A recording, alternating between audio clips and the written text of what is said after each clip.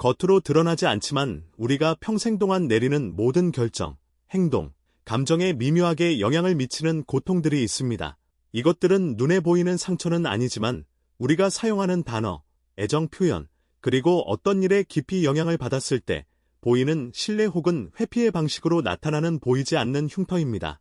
이러한 흔적들은 최근에 생긴 것이 아닙니다. 우리가 세상을 바라보며 안전을 갈망하고 어른들이 모든 해답을 알고 있다고 믿었으며 순수함이 우리의 안식처였던 어린 시절에 생겨난 것입니다. 이 영상은 이러한 오래된 고통의 짐을 느끼지만 그것을 떨쳐내기 어려워하는 분들을 위한 초대입니다. 인간 심리의 심오한 탐험가였던 칼 융은 이러한 내면의 심연을 이해하는 데 평생을 바쳤습니다. 그는 현재에만 분석을 국한하지 않고 기원, 원초적인 뿌리, 그리고 어린 시절의 경험을 탐구하여 여러분의 삶을 변화시킬 수 있는 통찰력을 발견했습니다. 현재의 여러분은 단순히 의식적인 선택으로만 결정되는 것이 아니라 여러분이 한때 어떤 아이였는지, 어떤 경험을 했는지, 무엇이 부족했는지, 그리고 생존을 위해 배웠던 무언의 교훈들에 의해서도 영향을 받습니다. 피상적인 이해를 넘어선 트라우마 탐구를 위해 이 영상이 끝날 때까지 함께해 주세요. 이것은 공허한 위로나 헛된 약속에 대한 것이 아닙니다. 융의 지혜를 따라 고통에서 진정한 치유로 나아가는 길을 깊이 탐구할 것입니다. 당신은 부서진 것이 아니라 상처 입은 것이며 여기에는 근본적인 차이가 있습니다.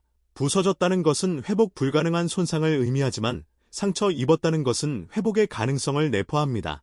치유는 고통을 되살리는 것이 아니라 버려짐, 혼란, 침묵, 그리고 두려움 속에 갇힌 자신을 구출하기 위해 현재 당신이 가진 도구로 과거를 다시 방문하는 것입니다.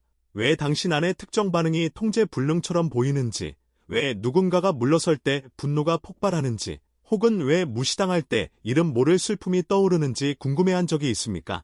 융은 모든 어른 안에는 기억하는 아이가 살고 있으며 이 아이는 의식적인 마음에는 잊혀졌을지라도 억압된 감정적 기억을 여전히 간직하고 있다고 말했습니다. 오늘 우리는 이 아이를 판단하거나 비난하지 않고 인정받지 못했던 것을 인정하기 위해 부드러움과 이해심을 가지고 바라볼 것입니다. 인정받지 못하는 것은 반복되는 경향이 있으며 우리가 현재 관계, 자존감, 그리고 세상에서 살아가는 방식에서 겪는 많은 갈등은 새로운 문제가 아니라 우리 안에서 계속 맥박치는 오래된 상처의 메아리입니다. 이 영상 전체에서 저는 여러분을 자기 발견의 여정으로 안내할 것입니다. 우리는 어린 시절에 가장 흔하게 발생하는 상처, 즉 버려짐, 배신, 모욕, 불애, 그리고 자신의 정체성 부정 등을 식별할 것입니다. 융의 지혜를 사용하여 이러한 고통의 이름과 형태를 부여하고 가장 중요한 것은 새로운 의미를 부여할 것입니다. 융은 무의식이 우리의 치유의 열쇠를 쥐고 있으며 숨겨진 것을 밝히는 것이 두려움, 의존 또는 안전을 유지해야 할 필요성에 굴복했던 힘을 되찾는 것이라고 믿었습니다. 어린 시절은 많은 그림자의 요람이지만 동시에 우리의 빛을 재발견할 수 있는 장소가 될 수도 있습니다. 여러분의 어린 시절이 평온하게 보였더라도 고통은 항상 명백한 외상에서 비롯되는 것은 아닙니다. 때로는 육체적으로는 존재하지만 감정적으로는 부재한 어머니의 침묵 속에서 또는 가족을 부양했지만 애정을 주지 않았던 아버지의 모습 속에서 자라기도 합니다. 상처는 미묘할 수 있지만 변형될 수 있습니다. 이 영상은 즉각적인 치유를 약속하지 않습니다. 치유는 지속적이고 친밀하며 심오한 과정입니다. 그것은 존중과 연민을 가지고 기원으로 돌아가는 것이며 이 초대를 받아들인다면 당신은 현재를 변화시킬 뿐만 아니라 미래를 무의식적인 반복으로부터 해방시킬 것입니다. 우리 중 누구도 완전히 피할 수 없었던 과거의 경험들은 아이러니컬하게도 상처 입은 사람들이 치유 과정에서 우리의 스승이 되었습니다. 우리는 고통을 묵묵히 견뎌내고 다 지난 일이야 또는 그렇게 심각한 일은 아니었어 와 같은 평범한 말로 아픔을 감추면서 강인한 모습을 보여주는 데 익숙해졌습니다. 하지만 육체는 기억을 간직하고 영혼은 더욱 깊이 기억합니다. 당신의 반응이 여전히 상처받은 아이의 목소리를 반영한다면 고통을 되풀이하는 것이 아니라 완전히 받아들일 때가 되었을지도 모릅니다. 과거의 상처에 얽매인 삶에서 벗어나 자유로운 삶을 사는 것으로 전환하는 것입니다. 이 영상은 단순한 영상이 아닌 당신의 영혼을 위한 안식처이며 지지받고 있다는 것을 알기에 두려움 없이 내면을 들여다볼 수 있는 공간입니다. 당신의 감정은 타당하며 과장하거나 나약하거나 길을 잃은 것이 아닙니다. 당신은 인간입니다. 융이 현명하게 말했듯이 치유의 여정은 우리 안의 그림자를 받아들이고 내면의 아이를 보살필 때 시작됩니다. 스스로 느끼고, 이해하고, 기억하도록 허용하십시오. 이 탐구의 마음을 열면 당신 안에서 변화가 시작될 것입니다. 즉각적인 변화는 아닐 수 있지만 한때 고통을 유발했던 상황에 다르게 반응할 때 변화를 감지할 수 있습니다. 당신은 내면의 아이가 더 이상 고립되지 않았다는 것을 깨닫게 될 것입니다. 어린 시절의 사건은 당신의 잘못이 아니었지만 치유에 대한 책임은 당신에게 있습니다. 다른 사람을 계속 비난하는 한, 당신은 그들에게 당신의 힘을 넘겨주는 것입니다. 이 영상은 지혜, 심오한 심리적 이해, 그리고 즉시 실행할 수 있는 실질적인 연습을 통해 당신이 그 힘을 되찾도록 돕는 것을 목표로 합니다. 융은 또한 고통을 통해 자각이 시작되지만 일어난 일에 저항하는 것을 멈추고 그것을 자신의 존재에 통합하기 시작할 때 불필요한 고통이 사라진다고 강조했습니다.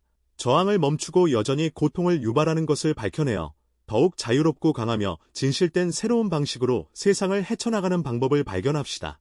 이 내용에 공감하신다면 채널 구독을 고려해보세요. 함께 영혼의 깊이를 탐구하고 우리를 상처 입히는 것에 새로운 의미를 부여할 것입니다.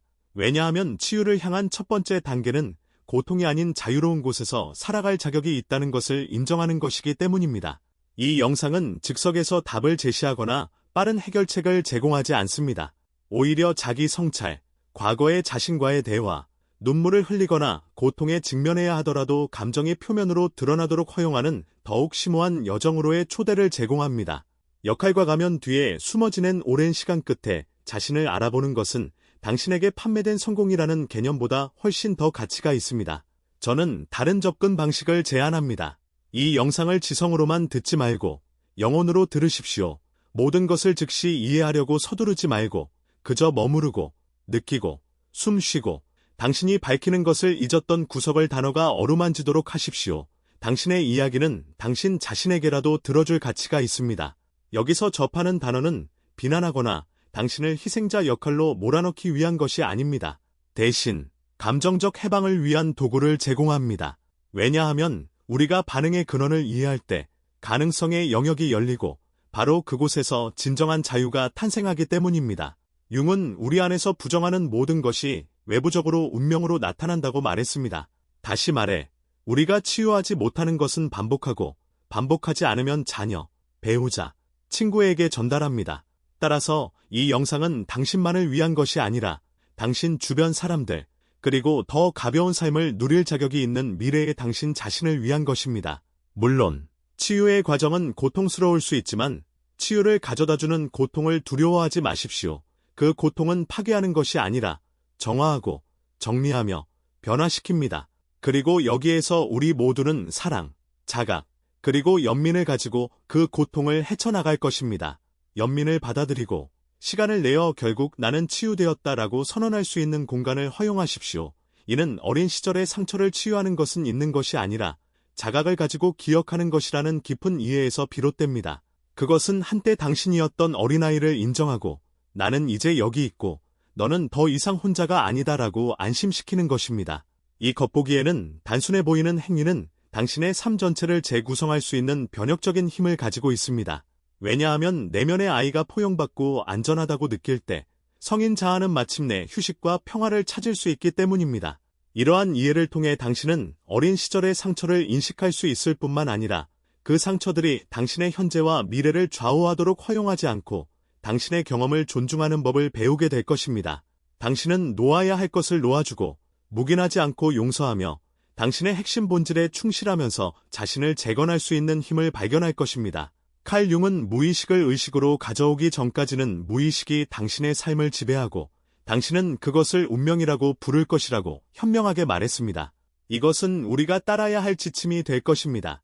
오늘날 우리가 내리는 많은 선택, 우리가 키우는 관계, 그리고 이유 없이 터져 나오는 듯한 감정은 모두 우리 안에 숨겨진 그림자 속에 남아있고 인정받지 못하고 치유되지 못한 측면들의 표현입니다. 우리가 탐구할 첫 번째 중요한 상처는 버려짐의 상처입니다. 그것은 항상 부모의 물리적 부재에서 비롯되는 것은 아닙니다. 대신 그것은 깊은 감정적 공허함에서 발생할 수 있습니다. 때로는 부모가 물리적으로는 존재하지만 우리를 진정으로 보지 못하거나 주에 깊게 듣지 않거나 우리의 감정적 필요와 연결되지 못합니다. 융은 보이지 않는다고 느끼는 아이는 사랑을 얻기 위해 특별한 것을 성취해야 한다고 믿으며 자라며 성인이 되어도 공동 의존과 끊임없는 인정 추구로 특징 지어지는 관계를 맺게 된다고 가르칩니다. 간단한 운동을 해봅시다. 눈을 감고 어린 시절의 위로를 갈망했지만 받지 못했던 순간을 떠올려 보십시오. 당신은 어디에 있었습니까? 당신은 몇 살이었습니까? 당신은 무엇을 표현하고 싶었지만 할 수 없었습니까? 판단 없이 느껴보십시오. 그런 다음 일기에 오늘 나는 내가 필요했다는 것을 인정한다라고 쓰고 문장을 완성하십시오. 이것은 당신의 내면의 아이와의 대화로 가는 관문 역할을 합니다. 또 다른 깊은 상처는 굴욕의 상처입니다. 그것은 우리가 취약성을 표현할 때 노출되거나 조롱당하거나 처벌받을 때 나타납니다. 종종 우리는 감정을 느끼는 것이 잘못되었다는 것을 배우고 우리 영혼의 일부가 조각나게 됩니다. 이 상처를 치유하려면 우리가 자신으로 배우고 있을 때 빼앗긴 존엄성을 되찾아야 합니다. 그런 다음 배신의 상처가 있습니다. 이는 우리가 깊이 신뢰했던 사람이 지키지 못한 약속이나 우리의 안정감을 깨뜨리는 행동과 같이 기본적인 약속을 어겼을 때 발생합니다. 이 고통은 깊숙이 자리 잡고 성인이 되어도 우리에게 따라다니는 불신의 방패를 만듭니다. 융은 고통을 피하기 위해 억압하는 것에 따라 그림자가 자라나 신뢰하기 어려워진다고 관찰했습니다. 어린 시절에 당신을 아프게 한 사람에게 5살짜리 아이인 것처럼 편지를 써보십시오. 당신의 말을 아끼지 말고 자유롭게 흐르도록 하십시오. 이 편지는 다른 사람을 위한 것이 아니라 당신을 위한 것입니다. 그것은 당신의 고통을 확인하는 안전한 공간입니다. 부당함의 상처 또한 심오합니다. 그것은 우리가 자발성이 질책을 받는 엄격한 환경에서 자랄 때 형성됩니다. 종종 이 상처는 고통의 근원은 단일 사건이 아니라 작은 침묵들, 차가운 시선, 그리고 정서적 지지의 부재와 같은 여러 요인들의 복합적인 결과일 수 있습니다. 융은 깨달음을 얻는다는 것은 어둠을 부정하는 것이 아니라 우리가 억압하는 것을 의식화하는 과정이라고 강조했습니다. 따라서 때로는 솔직하게 과거를 되돌아보며 나 또한 고통받았다라고 인정하는 것이 필요합니다. 고통이 분산되어 파편화된 기억 속에 흩어져 있을 때 때로는 단순한 몸짓 하나만으로도 충분할 수 있습니다. 어린 시절 자신의 사진을 다시 보면서 눈빛과 표정을 주의 깊게 살펴보세요. 그 어린 시절의 당신은 어떤 말을 듣고 싶어 했을까요? 그 아이는 어떤 감정을 느끼고 있었을까요? 그러한 감정이 떠오른다면 눈물을 흘리는 것을 허용하세요. 연민을 가지고 자신을 관찰하는 이러한 행동은 자신의 인간성을 되찾기 위한 첫걸음입니다. 융이 말한 부리 안에 존재하는 신성한 아이를 회복하는 것입니다. 그러나 이 내면의 아이가 방치되면 자신이 결코 원하지 않았던 책임에 짓눌려 잊혀진 존재로 변하게 됩니다. 이 아이를 구출하는 것은 그의 목소리와 존엄성을 회복하는 것을 의미합니다. 자신에게 나는 오늘 당신에게 무엇을 필요로 하는가? 라고 질문하고 열린 마음으로 그 대답에 주의 깊게 귀 기울이세요. 이 영상이 마음에 드셨다면 채널 구독을 고려해 주시기 바랍니다. 함께 영혼의 신비를 풀고 더 가볍고 의식적인 삶의 방식을 키워나가는 여정을 시작합시다. 치유는 용기 있는 행동이며 당신은 고통이 아닌 자유로운 곳에서 살아갈 자격이 있습니다. 이 영상은 단순한 단어를 넘어 시간 속에 잃어버린 자신의 일부, 즉 한때 당신이었고 지금도 당신 안에 살면서 받아들여지기를 기다리는 아이와 대화하도록 초대합니다. 저는 여러분의 생각을 지시하려는 것이 아니라 오랫동안 억압되어 온 감정을 느낄 수 있도록 여러분의 자기 성찰을 돕기 위해 여기 있습니다. 노트나 댓글에 론을 나는 당신에게 약속합니다라고 적고 당신의 영혼이 갈망하는 것, 즉 시간, 존중, 휴식, 보살핌, 사랑 등으로 문장을 완성하세요. 이것은 자신과의 약속이며 이러한 내면의 하부는 지켜질 때 다른 사람들이 망가뜨린 것을 수리하기 시작합니다. 종종 우리는 세상이 우리에게서 빼앗아간 것을 되돌려주기를 기대하지만 진정한 회복은 우리가 우리 자신에게 필요한 것을 제공하기로 결정할 때만 일어납니다. 5번째 상처는 개성의 부정입니다. 칼 융은 개성화 과정, 즉 영혼이 진정한 자아를 향해 나아가는 여정에 대한 깊은 믿음을 가지고 있었습니다. 그러나 우리 중 많은 사람들이 다름을 처벌하고 자발성이 꽃피기도 전에 교정하는 환경에서 자랐습니다. 이러한 환경에서는 수용을 얻기 위해 자신을 적응시키고 그 과정에서 영혼의 원래 형태를 포기하게 됩니다. 어린 시절에 다른 사람을 기쁘게 하기 위해 포기했던 활동을 지금 떠올려 보세요. 그림을 그리거나 큰 꿈을 꾸거나 이야기를 만들었나요? 어리석거나 이상하다고 여겨져 포기했던 아이디어는 무엇인가요? 적응하도록 강요받은 아이는 자신의 진정한 정체성을 잊어버린 어른이 됩니다. 융은 자신답게 사는 것이 두렵기도 하지만 해방적이기도 하며 치유로 가는 가장 심오한 길이라고 단언했습니다. 많은 어른들이 이름 붙일 수 없는 고통을 안고 살아가며 공허함과 불안감을 느낍니다. 그들은 잠을 제대로 이루지 못하고 사랑에 둘러싸여 있을 때조차 지속적인 버림받을까봐 두려워합니다. 이는 그들의 내면의 아이가 여전히 구출을 기다리고 있기 때문입니다. 융은 치유는 과거를 바꾸는 것이 아니라 재해석하는 것이라고 주장했습니다. 이는 고통을 새로운 관점에서 바라보고 현재의 당신이라는 렌즈를 통해 당신 자신의 강인함을 인지하며 바라보세요. 이제부터 하나의 연습을 해보겠습니다. 눈을 감고 텅 빈 방을 상상해 보세요. 그 안에는 당신의 어린 시절 모습이 구석에 앉아 기다리고 있습니다. 아무 말 없이 다가가 그 아이 옆에 앉으세요. 부드럽게 안아주면서 당신의 존재를 느끼게 해주세요. 나는 여기 있어 라는 메시지를 몸짓으로 전달하세요. 이 이미지는 단순해 보일 수 있지만 놀라운 치유력을 지니고 있습니다. 이 연습을 매일 밤 며칠 동안 반복하고 당신의 내면 대화가 어떻게 변화하기 시작하는지 관찰해 보세요. 융은 우리에게 선형적인 방식으로 치유하라고 지시하지 않았습니다. 그에게 치유는 순환적인 과정입니다. 꿈의 상징을 해석하려면 피상적인 겉모습을 넘어 우리 모두가 쓰고 있는 가면 뒤에 숨겨진 근본적인 진실을 밝혀내야 합니다.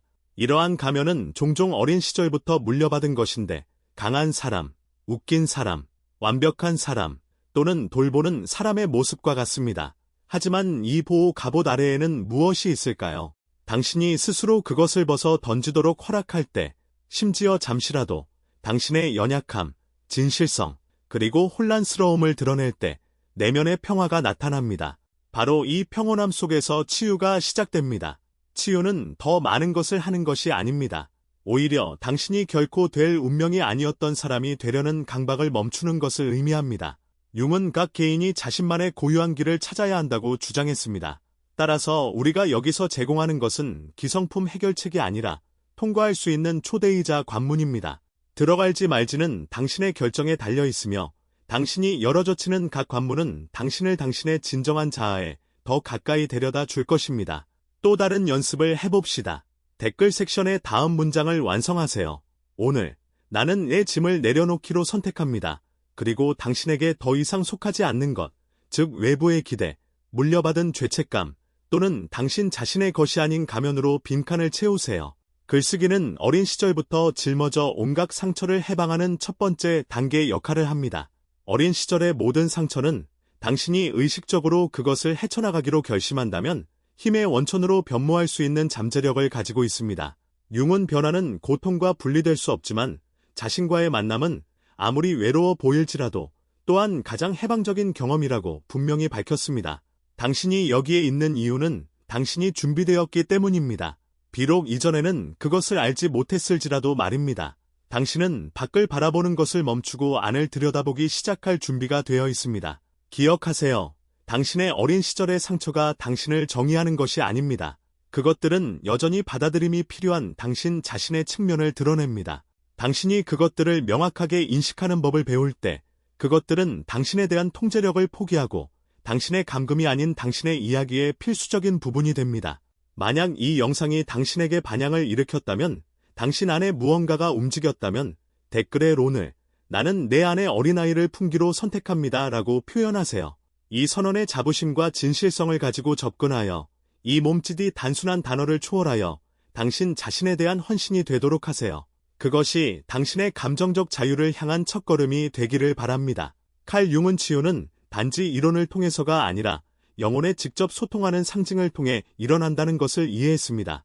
이러한 이유로 그는 자아를 훨씬 뛰어넘는 전체로서의 자기 개념을 소개했습니다.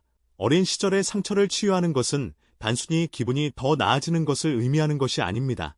그것은 당신의 본질의 파편화된 측면들을 통합된 의식으로 통합하는 것을 포함하며 그곳에는 당신이 누구인지와 당신이 누구라고 믿어야 하는지 사이의 분열이 더 이상 존재하지 않습니다.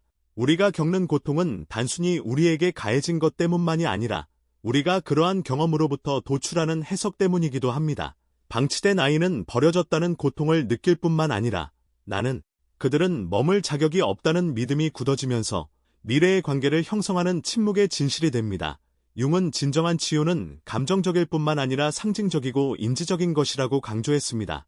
여기에는 고통을 통해 우리 자신에 대해 배운 것에 의문을 제기하는 것이 포함됩니다. 상처 입은 아이의 원형은 추상적인 은유가 아니라 집단 무의식 속에서 살아있는 현실입니다. 우리 모두는 여전히 품에 안기기를 갈망하고 여전히 꿈을 꾸고 여전히 두려워하는 이 아이를 우리 안에 품고 있습니다. 그리고 이 아이의 이야기가 들릴 때까지 성인이 성공이나 독립의 외관을 보이더라도 상처는 지속될 것입니다. 상황이 좋아지기 시작하면 왜 자신을 파괴하는지, 왜 당신을 사랑하는 사람들로부터 거리를 두는지, 아니면 누군가가 너무 가까워지면 왜 도망가는지 궁금한 적이 있습니까? 융은 당신의 내면의 아이 때문이라고 설명할 것입니다. 여전히 사랑이 안전하지 않다는 믿음을 품고 계십니까? 이것은 당신 안에 상처 입은 부분이 더 이상 자기 보호가 필요하지 않다는 것을 아직 깨닫지 못했기 때문입니다. 잠재의식은 시간을 초월하여 작동하며 해결되지 않은 감정에 반응합니다. 이는 고집 때문이 아니라 초기 트라우마에 대한 무의식적인 충성심 때문에 패턴이 반복되는 이유를 설명합니다. 프로이트의 이론은 유아 성욕을 강조했지만 그는 또한 어린 시절이 많은 성인 행동을 이해하는 데 핵심이라는 것을 인식했습니다. 그러나 융은 한 걸음 더 나아가 진정한 치유는 그림자 자아를 밝히고 상처 입은 아이를 현재의 의식적 인식에 통합할 때만 일어난다고 주장했습니다. 이 비디오가 마음에 드셨다면 채널을 구독해 주십시오. 우리는 고통을 힘으로 바꾸는 첫 번째 중요한 단계가 자신을 느끼도록 허용하는 것이기 때문에 함께 자기 발견의 길을 탐색하기 위해 여기에 있습니다. 당신은 오래된 상처에 얽매이지 않고 자유에 기반하여 당신의 삶을 살 자격이 있습니다. 이 비디오를 단순한 성찰의 초대장이 아니라 너무 오랫동안 침묵했던 것을 마침내 들어달라는 요청으로 생각하십시오. 종종 우리의 고통의 근원은 우리에게 일어난 일에 있는 것이 아니라 우리 자신에 대한 그러한 사건의 부여한 의미에 있습니다. 칼 융은 우리 삶의 사건이 단순히 고립된 사건이 아니라 숨겨진 의미를 담고 있는 강력한 상징이라는 것을 이해했습니다. 그는 불안, 두려움 또는 불균형한 반응과 같은 증상이 결함이 아니라 듣지 못한 영혼의 메시지라고 가정했습니다. 이러한 메시지를 듣기 위해 잠시 멈춤으로써 심오한 해방의 잠재력을 열 수 있습니다. 깊이 성찰하기 시작하면 가장 강렬한 감정 중 상당수가 성인 자아에서 비롯된 것이 아니라 한때 당신이 어린아이였을 때 비롯된 것임을 깨닫게 될 것입니다. 그것들은 작은 몸 안에 갇힌 감정의 메아리이며 자신을 완전히 표현할 단어가 부족한 기억 속에 존재합니다. 융은 우리가 의식적으로 맞서지 못하는 것은 무엇이든 우리의 운명이 된다고 유명하게 말했습니다. 따라서 어린 시절은 정직과 진실로 조사될 때까지 해결되지 않은 상태로 남아 있습니다. 상처 입은 내면의 아이에게는 침묵의 조력자가 있습니다. 복잡합니다. 융은 특정 상황이 왜 그렇게 강렬하게 우리를 자극하는지 설명하기 위해 이 개념을 개발했습니다.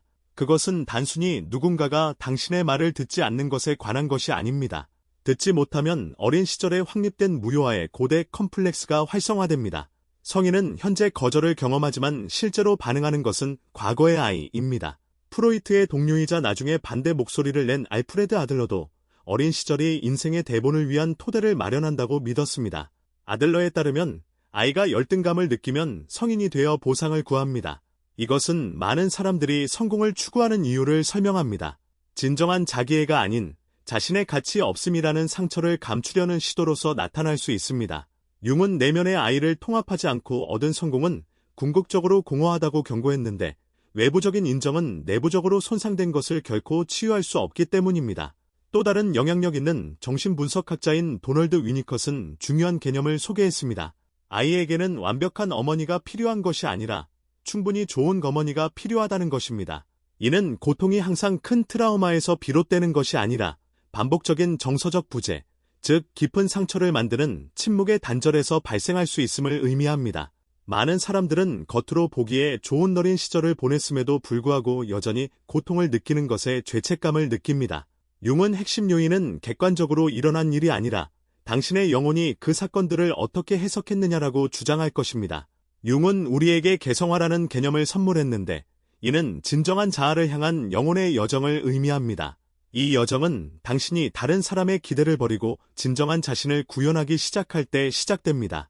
필연적으로 이것은 내면의 아이를 치유하는 것을 포함합니다. 단단한 정체성은 조각나고 통합되지 않은 조각들 위에 세워질 수 없습니다. 진정한 어른은 상처 입은 아이의 목소리가 들리고 지혜의 원천으로 변화될 때 나타납니다.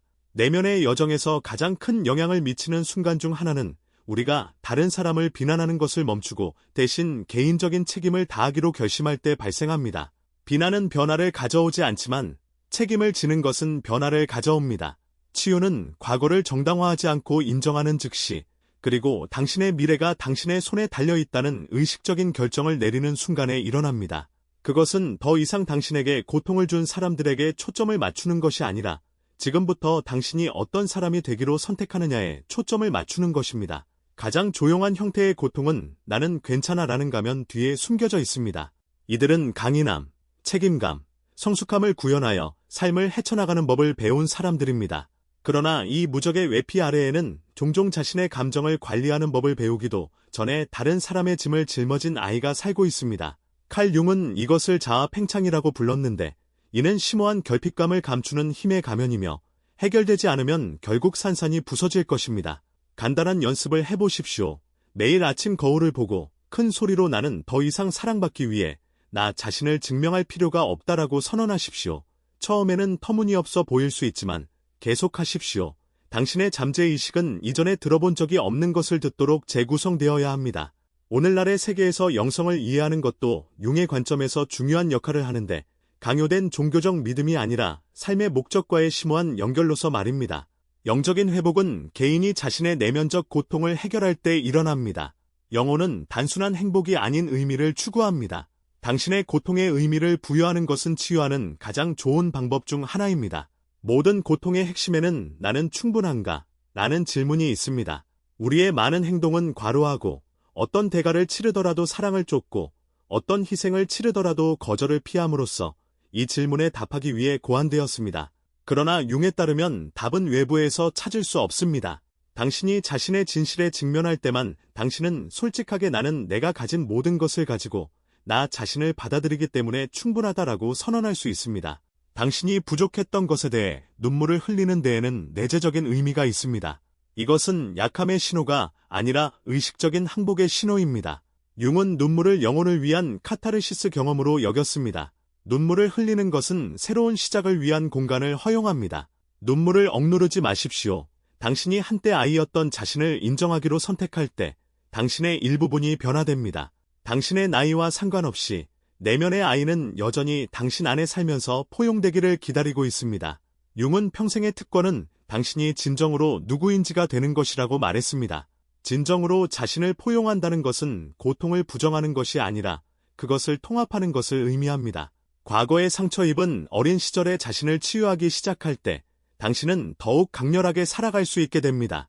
이것이 진정한 자유를 의미합니다. 끊임없는 인정에 대한 추구는 단지 보여지고 인정받고 사랑받기를 갈망했던 어린 시절의 모습을 감추는 경우가 너무나 많습니다. 충족되지 못한 이러한 요구는 외부의 인정에 대한 끊임없는 갈증으로 발전합니다. 융은 자아, 이고, 자기, 셀프의 뿌리를 내리지 못하면 텅 빈 껍데기로 변한다고 주장했습니다. 내면에서 키우지 않으면 외부에서 찾는 것은 감정적 의존으로 발전합니다. 이러한 상처는 우리의 관계에서 뚜렷하게 드러납니다. 너무 빨리 애착을 형성하거나 사랑받는다고 느끼기 시작하는 순간 거리를 두어 감정적으로 불안정하거나 통제적인 사람들과의 관계를 반복하게 됩니다. 이것은 우연이 아닙니다. 당신은 과거에 해결하지 못했던 것을 해결하기 위해 무의식적으로 어린 시절의 패턴을 되풀이하고 있습니다. 예전에 융은 이것을 치유되지 않은 트라우마의 끊임없는 순환, 즉 자기 인식과 깊은 연민을 키울 때만 깨지는 고리라고 불렀습니다. 그러나 상처를 지적으로 이해하는 것과 감정적으로 통합하는 것을 구별하는 것이 중요합니다. 많은 사람들이 자신의 과거를 정확하게 설명할 수 있지만 여전히 현재 그 고통을 다시 겪고 있는 것처럼 반응합니다. 융은 진정한 변화는 몸과 마음이 보호 갑옷을 벗을 만큼 안전하다고 느낄 때만 일어난다고 믿었습니다. 이러한 안정감은 모든 것을 이해하는 데서 오는 것이 아니라 현재, 순간에 자신을 신뢰하기 시작하는 데서 비롯됩니다. 상처는 또한 몸 안에 숨어 있습니다. 융은 무의식이 꿈뿐만 아니라 신체적 증상을 통해서도 표현된다는 것을 처음으로 인식한 사람 중 한 명이었습니다. 만성 통증, 설명할 수 없는 피로, 소화 문제 또는 불면증은 어린 시절부터 억눌린 감정과 깊이 연결될 수 있습니다. 따라서 진정한 치유는 해결되지 않은 감정적 기억의 저장소, 즉 잊혀진 어린 시절의 목소리로서의 몸을 간과할 수 없습니다. 얼마나 자주 당신은 진정한 당신 자신이 될 수 없다고 느꼈습니까? 당신의 어린 시절에 당신의 표현이 처벌이나 무관심에 부딪혔던 상황을 기억할 수 있습니까? 융은 이러한 경험이 당신의 무의식 속에 지속되며 그것을 직면할 때까지 당신의 관계를 형성하고 신뢰와 자기 표현 능력을 방해할 것이라고 주장할 것입니다. 이것이 당신에게 공감이 된다면 심호흡을 하고 댓글에 오늘 나는 자유롭게 나 자신을 표현하기로 선택합니다. 라고 선언하십시오. 융은 정신이 치유를 위해 상징을 필요로 한다는 개념을 도입했습니다. 결과적으로 많은 감정적 막힘은 논리만으로는 해결할 수 없으며 내부 이미지, 은유, 개인적인 의식을 통해 해결할 수 있습니다. 어린 시절을 보냈던 집을 스케치하거나 5살의 자신에게 편지를 쓰는 것과 같이 간단한 것이 수년간의 침묵이 달성하지 못한 치유의 길을 열 수 있습니다. 구원자의 상처, 가장 드러나지 않은 고통 중 하나는 부모를 구해야 한다고 느꼈던 아이의 고통입니다. 융은 많은 성인들이 여전히 부모의 고통을 중재했던 부담을 지고 있다고 설명했습니다. 아이가 어머니가 우는 것을 보거나 아버지가 통제력을 잃는 것을 목격하면 종종 무의식적으로 보호자의 역할을 맡습니다. 이것은 침묵의 희생이라는 상처를 낳습니다. 치유는 나는 더 이상 다른 사람의 고통에 책임이 없다고 선언하는 것을 의미합니다. 이것이 당신에게 공감이 된다면 오늘 나는 나의 것이 아니었던 짐을 놓아줍니다. 라고 댓글을 달아주세요. 진정한 자기애의 힘. 여기서 우리가 이야기하는 자기애는 피상적이지 않습니다. 단순히 부풀려진 자존감이 아닙니다. 그것은 아무것도 부정하지 않고 고통을 숨기지 않고 그래, 나는 상처받았어. 그래, 나는 때때로 비틀거려. 하지만 여기 살아있고 배우고 내 이야기를 다시 쓰고 있어 라고 인정하는 정직한 시선으로 자신을 관찰하는 데서 오는 사랑입니다. 이것은 어떤 외부적인 성취보다 강력합니다. 융은 우리 안에, 우리 각자는 환경이 우리에게 기대하는 모습이 되기 위해 진정한 자신을 멈출 때 발생하는 주된 상처를 품고 살아갑니다. 이 감정적인 균열은 너무나 심오하여 우리는 종종 내면의 목소리를 듣는 것을 멈추고 대신 빌린 정체성을 고수합니다. 치유는 잊혀진 목소리로 돌아가 당신은 다시 말할 수 있습니다. 라고 선언하는 신성한 행위입니다. 그것은 당신이 어렸을 때의 모습을 바로잡는 것이 아니라 마침내 그들이 표현할 수 없었던 것을 경청하는 것입니다. 자신의 그림자와의 만남, 융은 너른이 아이에게 필요한 보호자가 될 때 영혼이 치유된다고 말했습니다. 우리가 치유에 대해 이야기할 때 우리는 일어난 일을 지우는 것이 아니라 우리의 역사를 어떻게 간직하는지를 바꾸는 것을 의미합니다. 이것은 감정적인 해방입니다. 당신의 이야기가 당신이 번성할 수 있도록 바뀔 필요가 없다는 것을 받아들이는 것입니다. 자신을 회복하면 당신의 존재를 재구성할 수 있습니다. 어린 자신에게 단 하나의 메시지를 전달할 수 있다면 무엇일까요? 잠시 멈춰서서 심호흡을 하고 마음의 속삭임에 귀를 기울이세요. 그 메시지를 글로 표현하여 성숙한 자아의 목소리로서 울려 퍼지는 개인적인 주문으로 바꾸고 마침내 보호자의 역할을 받아들이세요. 융이 밝힌 바와 같이 자기 발견을 향한 여정인 개별화는 최종 목적지가 아니라 계속 진행되는 여정입니다. 상처를 방해물이 아닌 자신의 본질로 이어지는 관문으로 인식하기 시작할 때 심오한 변화가 일어납니다. 도망치는 행위를 멈추고 진정한 연민으로 자신에게 귀를 기울이기 시작합니다. 바로 이 중요한 시점에서 영혼이 깨어납니다. 많은 사람들은 치유가 이기적인 행동이며 자기 성찰은 귀중한 시간을 낭비하는 것이라고 잘못 믿습니다. 그러나 융은 외부의 어떤 것도 당신이 스스로에게 먼저 제공하지 않은 것을 제공할 수 없다고 주장했습니다. 자신의 상처를 다루지 않은 사람은 예외 없이 자신의 고통을 다른 사람에게 투사합니다. 반대로 자신의 개인적인 이야기를 화해한 사람들은 주변의 평화의 원천이 됩니다. 어린 시절의 상처를 치유하는 것은 자신과 주변 사람들을 위해 할 수 있는 가장 관대한 행동이라고 확신을 가지고 선언하십시오. 융에 따르면 문지기 수호자는 우리가 내리는 많은 결정이 무의식적으로 어린 시절에 겪었던 고통으로부터 우리를 보호하려는 힘에 의해 주도된다는 것을 암시합니다. 그는 이것을 문지기 수호자라고 불렀습니다. 이는 관계를 방해하고 사랑에 대한 불신을 품고 영구적인 경계 상태를 유지하는 자신의 모습입니다. 이것은 적이 아니라 과거의 보호에 대해 감사하고 앞으로 통제를 맡겠다고 주장하는 현재의 안전을 알지 못하는 오래된 버전의 자신입니다. 존경심을 가지고 소통하고 과거의 보호에 감사하며 지금부터 당신이 통제권을 넘겨받았음을 알리세요. 융은 각 개인이 치유를 위한 내부 로드맵을 가지고 있다고 주장했습니다. 이 지도는 책 페이지나 다른 사람의 조언에서 찾을 수 없습니다. 당신의 꿈, 가장 강렬한 감정, 가장 깊은 슬픔 속에 있습니다. 어린 시절의 상처를 치유하려면 이 내부 지도를 두려움 없이 따라야 합니다. 이 지점에 도달했다면 이미 첫 번째 단계를 밟은 것입니다. 이제 치유를 향한 여정에서 내 영혼의 지도를 따르겠다고 단언하십시오. 마지막으로 심호흡을 하고 각 단어가 마음속에 울려 퍼지도록 하세요. 당신은 망가지지 않았습니다. 당신은 깨어나고 있습니다. 당신은 적극적으로 변화 과정에 참여하고 있으며 이것이 당신의 힘입니다. 당신은 용기를 가진 사람이 거의 없는 길을 택하고 있으며 이것이 당신을 특별한 사람으로 만듭니다. 융은 우리가 최저점에 도달했을 때만 우리가 내면의 그림자 속에 감춰진 진정한 가치를 발견하기 시작한다는 의미입니다. 그러므로 현재 감정적인 혼란을 겪고 눈물을 흘리며 과거의 기억을 되짚어보고 있다면 이를 길을 잃었다고 해석하지 마십시오. 오히려 진정한 자신을 발견하는 과정에 있는 것입니다. 인생에는 내면 세계가 혼란스러운 상태로는 외부적인 성취가 더 이상 중요하지 않게 되는 순간이 찾아옵니다. 이는 진정한 자각의 시작이며 세상을 바꾸거나 다른 사람을 변화시키는 것이 아니라 자신과의 관계를 근본적으로 재건해야 한다는 것을 깨닫는 순간입니다. 융은 이 원리를 깊이 이해했습니다. 과거를 치유하고 완전한 내면의 온전함에서 의식적으로 나아가는 인간보다 더 강력한 힘은 없습니다. 억압된 내면의 아이, 한때 당신이었던 아이가 부정당하고 억압되고 무시될 때 그 결과로 나타나는 성인은 강력한 자아감을 결여하게 됩니다. 이러한 사람들은 거절에 대한 두려움 때문에 다른 사람들의 기대에 따라 삶을 살아가고 소속감을 얻기 위해 진정한 자신을 억누릅니다. 정신사회 발달의 초석인 에릭 에릭슨은 어린 시절의 신뢰, 사랑, 안정이라는 기반이 확립되지 않으면 이후의 발달 단계는 불안정한 토대 위에 세워진다고 주장했습니다. 치유는 과거로 돌아가는 것이 아니라 인식을 통해 이러한 기반을 강화하여 성인으로서의 자아가 강하고 자신감 있게 설 수 있도록 하는 것입니다. 어린 시절의 애착관계, 특히 주요 양육자와 형성되는 유대감은 우리가 평생 동안 관계를 맺는 방식에 심오한 영향을 미칩니다. 애착 이론의 창시자인 존 볼비는 양육자가 감정적으로 일관성이 없는 환경에서 자란 아이는 지속적인 위협이나 버려짐에 감정을 느낀다고 밝혔습니다. 그 결과로 나타나는 성인은 종종 건강하지 못한 곳에서 안전을 찾게 되며 이는 불안, 회피, 과도한 독립적 패턴의 발달로 이어질 수 있습니다.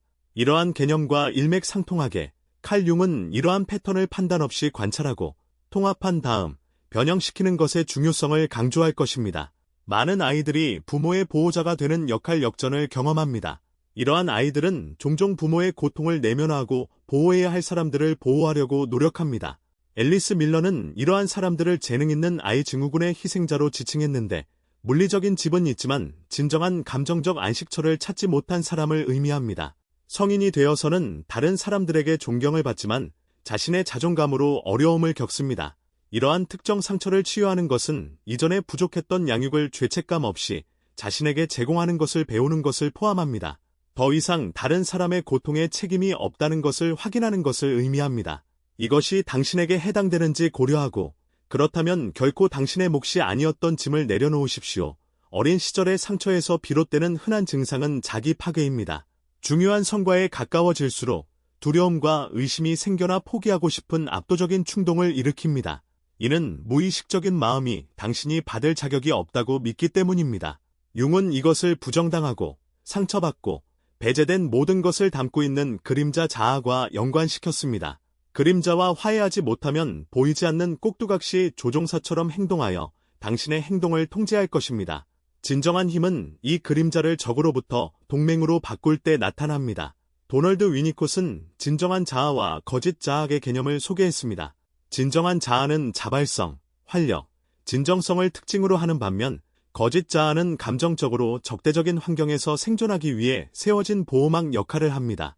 많은 성인들이 평생 동안 이 거짓 자아에서 작동하며 결국에는 망가질 때까지 그 필터를 사용합니다.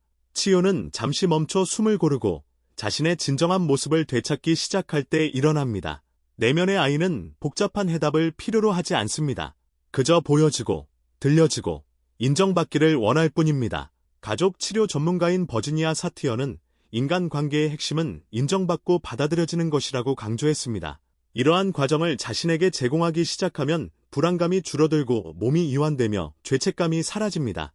자신을 무너뜨리고 재건하는 과정에는 심오한 아름다움이 있습니다. 융은 내면을 보는 사람만이 깨어난다고 말했는데, 이는 내면을 보는 것이 우리의 사랑과 두려움을 모두 직시하는 것을 의미하기 때문입니다. 모든 사람이 이를 감당할 준비가 된 것은 아니지만 고통스럽더라도 진실이 스며들도록 여기에서 글을 읽고 있다는 사실만으로도 당신은 준비가 된 것입니다. 이것 자체가 용기 있는 행동입니다. 에이브러햄 매슬로우의 욕구 단계 1호는 안전, 사랑, 소속감을 기본 단계에 둡니다. 하지만 이러한 기본적인 욕구가 충족되지 않으면 자아 실현은 어떻게 이룰 수 있을까요? 많은 사람들이 기초의 불안정성을 해결하지 않고 정상으로 달려가려고 합니다. 융은 뿌리로 내려가지 않고는 정상에 도달할 수 없다고 주장할 것입니다. 가면에서 벗어나는 것은 우리가 자신이라고 믿는 존재의 본질에 의문을 제기하는 것을 포함합니다. 당신은 정말로 냉정한 사람인가요? 아니면 다시 상처받지 않기 위해 자신의 욕구를 억누르는 법을 배운 것인가요? 당신은 정말로 강한 사람인가요? 아니면 아무도 당신의 취약성을 보지 못하도록 모든 것을 짊어지느라 지친 것뿐인가요? 방어 기제의 기원을 인정하지 않으면 진정으로 자신이 누구인지 알 수 없습니다. 그리고 이 발견은 고통스럽지만 당신이 추구하는 자유입니다. 치유는 궁극적으로 잃어버린 꿈을 되찾는 것입니다. 꿈은 무의식으로 향하는 직접적인 통로 역할을 합니다. 어린 시절에는 꿈에 주의를 기울이는 것도 포함됩니다. 꿈속에서 길을 잃고 작아진 자신을 발견하거나 누군가가 당신을 찾고 있다면 그것은 당신의 영혼이 자기 구원의 시간임을 나타내는 것일 수 있습니다. 꿈을 기록하고 합리적인 해석을 자제하면서 소리내어 읽어보세요. 대신 꿈이 당신과 소통하도록 하세요. 내면의 아이는 때때로 이러한 상징을 사용하여 소통합니다. 안전한 중심, 즉 자기는 우리가 세상에서 불안감을 느낄 때 갈망하는 것입니다. 이는 우리 자신이 안전한 공간을 내면에 확립하지 못했다는 것을 의미합니다. 융은 자기가 이 신성한 핵심, 즉 우리가 언제든지 돌아갈 수 있는 보호와 평화의 안식처라고 가정했습니다. 인생이 우리를 바람에 흩날리는 나뭇잎처럼 흔들어서는 안 됩니다. 대신 우리는 나는 치유를 향한 내 영혼의 지도를 따른다라고 확신을 가지고 선언해야 합니다. 당신은 망가진 것이 아니라 깨어나 진화하고 있습니다. 이는 강인함과 용기를 의미합니다. 한때 당신이었던 아이가 마침내 안전하다고 느낄 때 현재의 당신은 편안하게 나아갈 수 있습니다.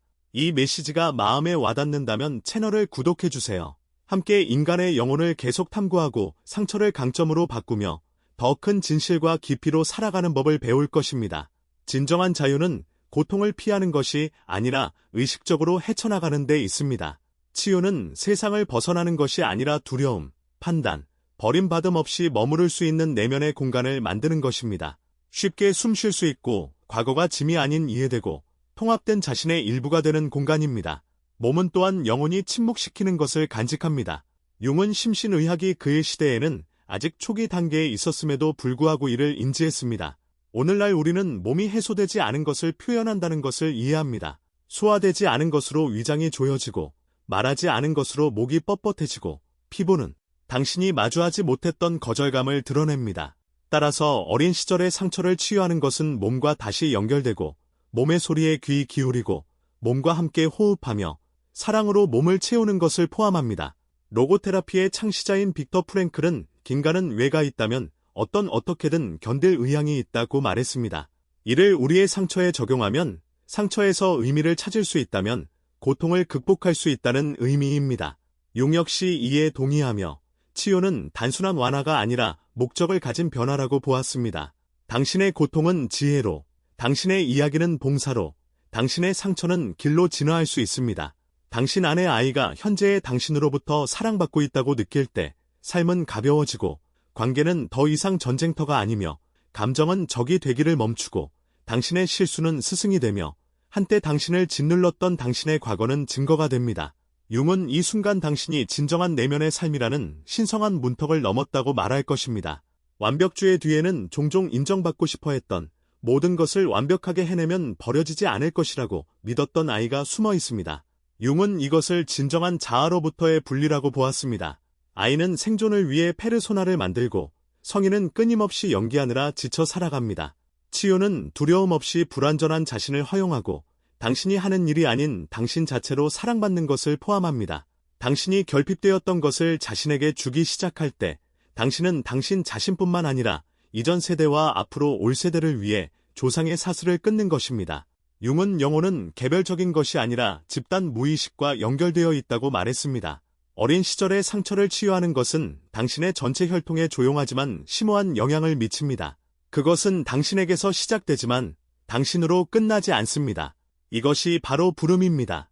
만약 당신이 이 지점에 도달했다면 그것은 단순한 우연이 아닙니다. 그것은 당신의 내면의 자아가 두드리는 소리이며 당신 안의 아이가 두려움에 제약 없이 숨쉬고 가면 없이 사랑하며 연민의 토대 위에 자신을 재건하는 새로운 삶의 방식을 받아들일 때가 왔음을 알리는 신호입니다. 칼 융은 의심할 여지 없이 당신이 가장 어렵지만 가장 중요한 노력, 즉 당신의 진정한 자아와 재회하는 것을 착수하고 있기에 자랑스러워할 것입니다.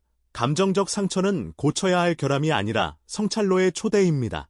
융은 이것을 심오하고 거의 영적인 통찰력으로 파악했습니다. 모든 증상, 모든 불안, 모든 실패한 관계, 모든 자기 파괴 행위는 영혼의 소홀히 다뤄진 측면을 가리키는 화살 역할을 합니다. 그리고 우리를 고통스럽게 하는 것에 맞설 용기를 낼 때 우리는 판단이 아닌 이해의 조명을 통해 치유의 여정을 시작합니다.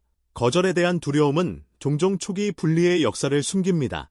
융은 인정받지 못한 모든 감정은 운명이 된다고 가정했습니다. 이는 당신이 상처를 다루는 것을 소홀히 하면 그 상처가 사랑의 순간, 중요한 의사 결정 시, 설명할 수 없는 공허함을 경험할 때 당신을 대신해 말할 것이라는 의미입니다. 해결되지 않은 감정은 단순히 사라지지 않고 선택으로 위장합니다.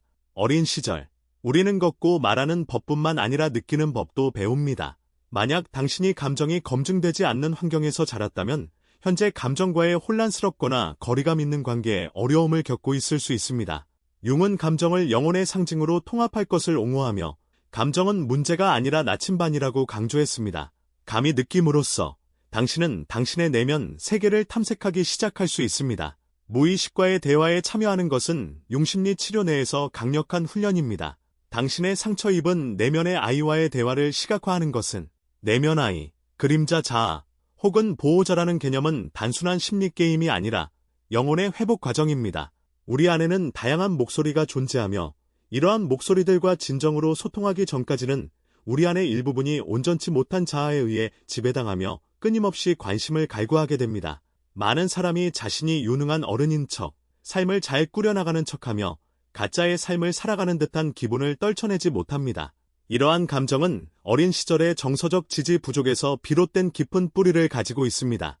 그들은 살아남기 위해 연기하고 강한 척하며 취약점을 숨기는 법을 배웠습니다. 융은 가면이 필요할 때도 있지만 그것에 집착하게 되면 진정한 자아를 잃게 된다고 말했습니다. 치유는 홀로 있을 때 그 가면을 벗어던지고 비로소 자신의 본 모습으로 숨쉬는 것을 의미합니다. 가장 깊은 상처는 종종 자신의 강점의 핵심에 자리 잡고 있습니다.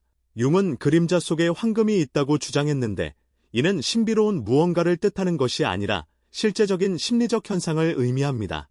자신이 두려워하는 것을 직면함으로써 자신의 잠재력을 발견할 수 있습니다. 한때 견딜 수 없어 보였던 것이 이제는 자신의 능숙함으로 변화합니다. 따라서 어린 시절의 상처를 치유한 사람들은 나약해지는 것이 아니라 오히려 현명해집니다. 어른이 되어서도 경계를 설정하는 데 어려움을 겪는 것은 흔한 일인데 이는 문제점을 일으키지 않기 위해 착한 아이가 되어야만 했던 경험 때문입니다. 그러한 아이는 사랑을 잃을까 두려워 싫어라고 말하는 법을 배우지 못했습니다. 그러나 이러한 어른은 이제 자신이 원하지 않는 것을 허용하게 됩니다. 융은 단순히 경계를 설정하라고 조언하는 것이 아니라 그 어려움의 근원을 관찰하도록 격려했을 것입니다. 진정한 경계는 자신의 가치가 다른 사람을 기쁘게 하는 데 달려있지 않다는 것을 깨닫는 데서 비롯되기 때문입니다.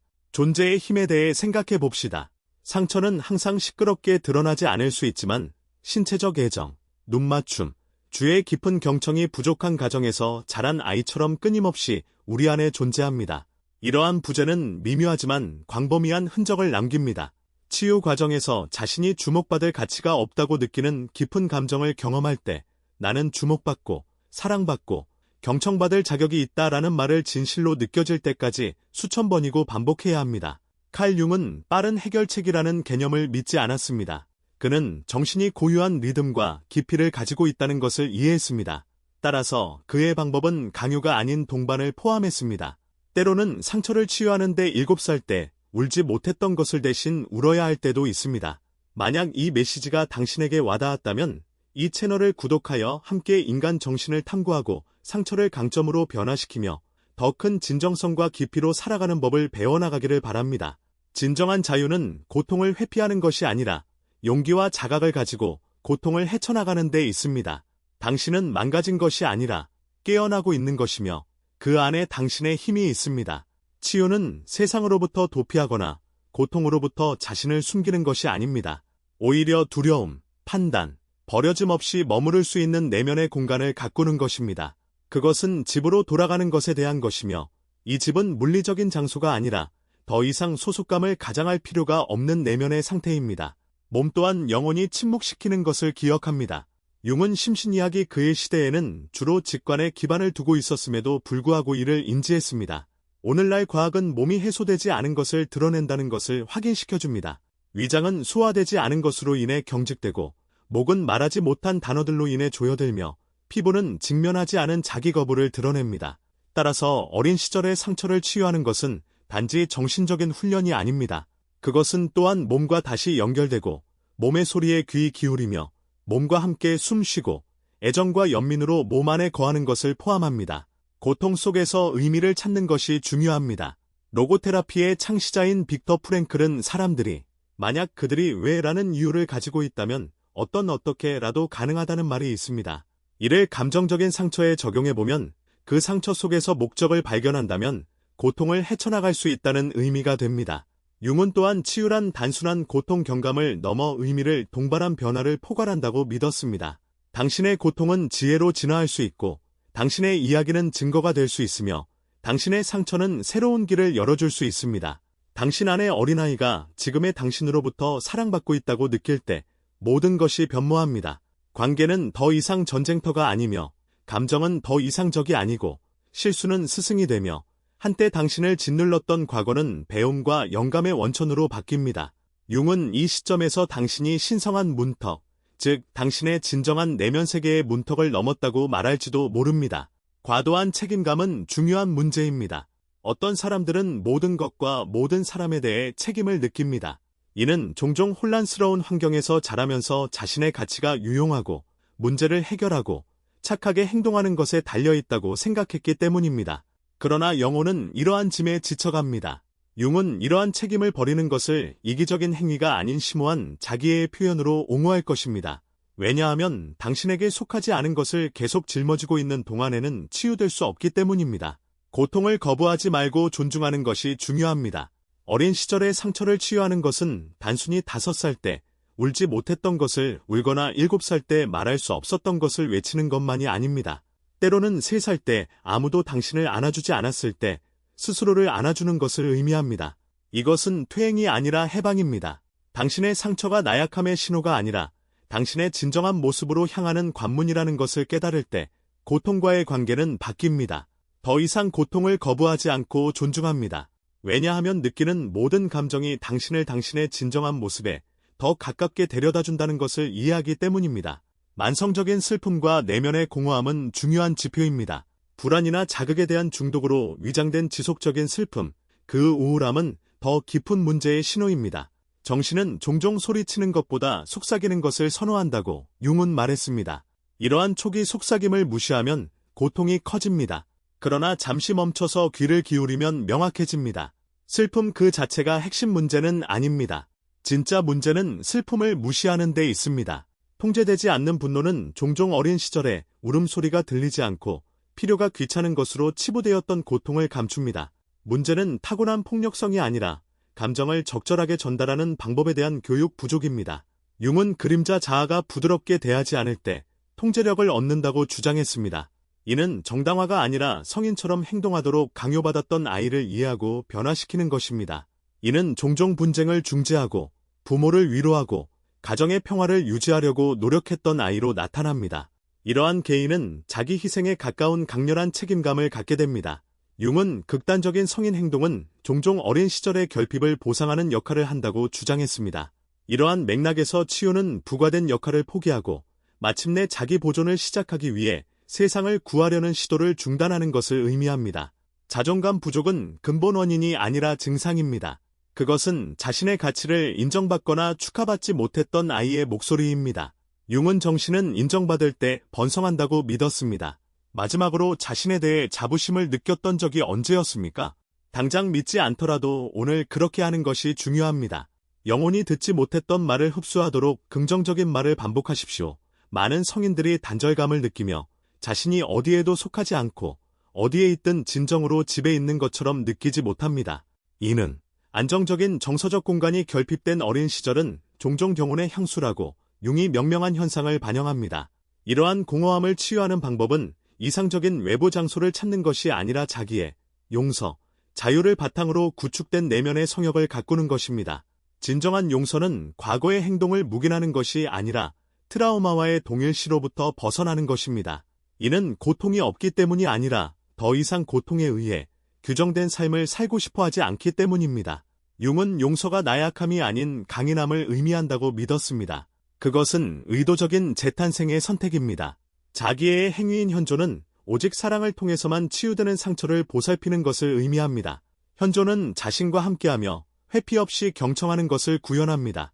융은 사랑의 궁극적인 행위는 어려운 순간에 자신을 지지하는 것이라고 강조했습니다. 다음에 괴로움이 일어날 때 도망치지 말고 가슴을 만지며 내가 여기 너와 함께 있어. 너는 더 이상 혼자가 아니야. 라고 단언하십시오. 내면을 성찰하는 용기는 어린 시절을 치유하는 것이 현재를 다시 쓰고 미래를 확보하는 것을 의미한다는 것을 깨닫는 나를 나타냅니다. 이러한 깨달음은 영구적인 내면의 변화를 촉발합니다. 칼 융은 종이가 아닌 살아있는 경험을 통해 추적되는 지도를 제공했습니다. 그는 인간의 정신이 직선을 따르지 않고 나선을 따른다는 것을 이해했습니다. 치유는 매번 더 많은 빛, 힘, 자기의 명확성을 가지고 자신에게 반복적으로 돌아가는 것을 포함합니다. 변화는 보장됩니다. 완벽한 어린 시절은 평화를 누릴 자격이 있는 전제 조건이 아닙니다. 치유는 단순히 살아있고 현재에 있으며 두려움 없이 자신을 대면하기로 선택했기 때문에 받을 자격이 있습니다. 순수한 용기의 행위입니다. 다른 사람이 달리 제안하도록 절대 허용하지 마십시오. 자기 성찰은 영웅적인 노력입니다. 이 메시지가 마음에 와닿으면 채널을 구독하는 것을 고려하십시오. 영혼을 탐구하고 상처를 강점으로 바꾸고 더 큰 진실성과 깊이로 살아가는 법을 배우면서 함께 자기 발견의 여정을 계속합시다. 진정한 자유는 고통에서 벗어나는 것이 아니라 용기와 자각으로 고통을 헤쳐나가는 것입니다. 당신은 망가지지 않았습니다. 당신은 회복력이 있으며 그것이 당신의 강점이며 그것이 당신의 강점입니다. 더 이상 다른 사람들이 당신을 대신하여 행동하기를 기다리지 말고 당신의 이야기를 통제하고 당신의 기억을 당신 자신의 손에 쥐고 이해받기를 기다리는 것은 충분합니다. 오늘 나는 나 자신을 이해합니다. 라고 선언하십시오. 자신과의 이러한 약속은 다른 사람의 수천 가지 변명보다 더 큰 힘을 가지고 있습니다. 이 비디오를 보는 동안 눈물을 흘리거나 감정을 느끼거나 내면에서 무언가가 움직이는 것을 느꼈다면 축하하십시오. 숨기거나 침묵시키지 마십시오. 그것은 당신의 영혼이 살아있고 준비되어 있으며 반응하고 있다는 신호입니다. 왜냐하면 가장 중요한 변화는 내면의 가장 깊은 침묵에서 비롯되기 때문입니다. 당신이 듣기로 선택한 각 단어와 함께 당신은 내면에서부터 재탄생하며 의식적인 선택에 의해 힘을 얻습니다. 이제 이 단계를 봉인하기 위해 정말 특별한 일을 하십시오. 이 콘텐츠가 단순한 정보 이상이었음을 자신에게 증명하십시오. 아래의 댓글 섹션으로 이동하여 흔들리지 않는 확신을 가지고 쓰십시오. 나는 내 어린 시절을 치유하기로 선택합니다. 오늘 나는 내 자신의 보호자입니다. 이 문구가 단순한 선언이 아니라 긍정, 출발점, 당신이 이미 이 길을 시작했다는 것을 상기시켜주는 감정적 다이 되기를 바랍니다. 이 채널은 즐거움을 주기 위해서가 아니라 변화시키기 위해 존재합니다. 우리는 콘텐츠를 만들기 위해 만드는 것이 아니라 삶의 감동을 주고 어두운 구석을 밝히고 심오한 침묵의 순간에 보이지 않는 손길을 내밀기 위해 만듭니다. 당신이 여기에 있는 것은 당신의 영혼이 더 이상 자유를 늦추기로 결정했기 때문이고 도망치는 것을 멈추고 자신을 받아들이기 시작하기로 선택했기 때문입니다. 이제 이론은 살아있는 경험으로 전환됩니다. 이제 가장 기대되는 순간이 왔습니다. 들어가 봅시다. 당신의 여정을 담은 한 인물을 통해 당신 내면의 그림자를 비추는 이야기를 만나보세요. 당신은 그 안에서 자신의 변화 가능성을 발견하게 될 것입니다. 왜냐하면 잘 전달된 이야기는 단순히 듣는 것으로 끝나지 않고 살아 숨 쉬며 느껴지고 기억되기 때문입니다. 단순한 재미를 넘어 당신의 심금을 울리는 이야기를 만날 준비를 하십시오. 당신의 삶을 다른 관점에서 바라보게 하고 융의 가르침이 인간의 모습으로 현실적이고 공감각에 다가오는 이야기를 말입니다. 엘리아스가 다시 태어난 밤, 보타의 하늘이 부드럽고 끊임없이 내리는 비로 눈물을 흘리던 그 밤, 엘리아스는 카레라 세프티마 거리를 목적 없이 헤매고 있었습니다. 빗방울이 그의 얼굴을 타고 흘러내렸지만 그는 그것이 물인지 아니면 마침내 울도록 자신을 허락한 눈물인지 분간할 수 없었습니다. 그는 며칠 동안 잠을 제대로 이루지 못했고 몇 달 동안 제자리를 찾지 못했으며 수년 동안 침묵을 지켜왔는데 그 침묵이 그의 내면에서 비명을 지르기 시작했습니다. 그는 무슨 일이 일어나고 있는지 이해하지 못했지만 한 가지는 분명히 알았습니다. 더 이상 이렇게 살고 싶지 않았습니다. 엘리아스는 37살의 건축가였는데 다른 사람들을 위해 아름다운 것을 디자인하면서 정작 자신의 내면은 폐허 속에서 살아가는 사람이었습니다. 세상에서 보기에 그는 좋은 직장, 아파트, 가끔 떠나는 여행 등 모든 것이 순조로워 보였습니다. 누구나 성공적인 삶이라고 여길 만했습니다. 하지만 그의 내면에서 무언가가 무너지고 있었고 아무리 무시하려 해도 이 균열은 매일 커져갔습니다. 상처는 곪기 시작했습니다. 모든 것은 몇 달 전 그의 상사가 예고도 없이 그가 저지르지 않은 실수로 그를 비난했을 때 시작되었습니다. 그 부당함은 그 자체 때문이 아니라 그가 침묵하고 마비되어 자신을 변호할 수 없었기 때문에 그의 내면을 완전히 뒤집어 놓았습니다. 그날 밤 엘리아스는 잠을 이루기 힘들었습니다. 그의 몸이 왜 그토록 강력한 분노, 슬픔, 두려움의 조합으로 반응하는지 이해할 수 없었습니다. 그는 마치 10살 때로 돌아간 것 같은 기분이 들었습니다. 여동생의 권유로 그는 치료를 받기로 결심했습니다. 치료사는 차분한 여성이었는데 그녀의 시선은 그의 존재 깊숙한 곳까지 꿰뚫어보는 듯했습니다. 세 번째 상담에서 그녀는 다음과 같은 질문을 던졌습니다. 언제부터 울지 않게 되었나요? 이 질문은 그를 완전히 무너뜨렸습니다. 그는 아무 대답도 할 수 없었고 그저 고개를 숙인 채 그의 내면에서 무언가가 산산이 부서지는 것을 느꼈습니다. 그의 어린 시절의 조각들이 떠오르기 시작했습니다. 수바의 집, 일요일에 풍기는 수프 냄새, 포옹 없는 차가운 아침. 그의 어머니는 기능적이었지만 정서적으로는 거리가 멀었고 아버지는 완전히 부재했습니다. 그는 위로가 절실히 필요했지만 침묵밖에 받지 못했던 날들, 아무도 듣지 못하도록 화장실에 틀어박혀 울었던 날들을 떠올렸습니다. 이것은 그의 잃어버린 내면 아이와의 만남이었습니다. 치료사는 융심리학의 개념을 설명하며 그림자 자아와 내면 아이에 대해 이야기하면서 엘리아스가 망가진 것이 아니라 단지 조각나 있을 뿐이라고 설명했습니다. 그녀는 그가 경험하고 있는 것은 나약함이 아니라 자신과 다시 연결되라는 초대이며 이 부분을 치유하지 않으면 계속해서 불완전하고 불안하며 단절된 느낌을 받을 것이라고 강조했습니다. 처음으로 누군가가 그를 고치려 하는 것이 아니라 이해하려고 노력하고 있었습니다. 엘리아스는 반복적인 꿈을 꾸기 시작했습니다. 어느 꿈에서 그는 어두운 숲을 걷고 있었는데 그의 손에 든 등불은 그의 길을 밝히지 못했습니다. 그는 공포에 질렸습니다. 갑자기 그는 나무들 사이에 앉아있는 아이를 발견했습니다. 그는 7살의 자신이었고 혼자 떨고 있었습니다. 그가 다가가려 하자 아이는 도망쳤습니다. 그는 가슴이 두근거리는 채로 잠에서 깨어났습니다. 그의 치료사는 그 아이가 그의 근원적인 상처, 즉 뿌리로의 회귀를 상징한다고 설명했습니다.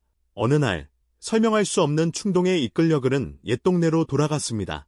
그는 좁은 길을 따라 걸으며 다녔던 학교를 지나 어린 시절을 보냈던 집에 도착했습니다.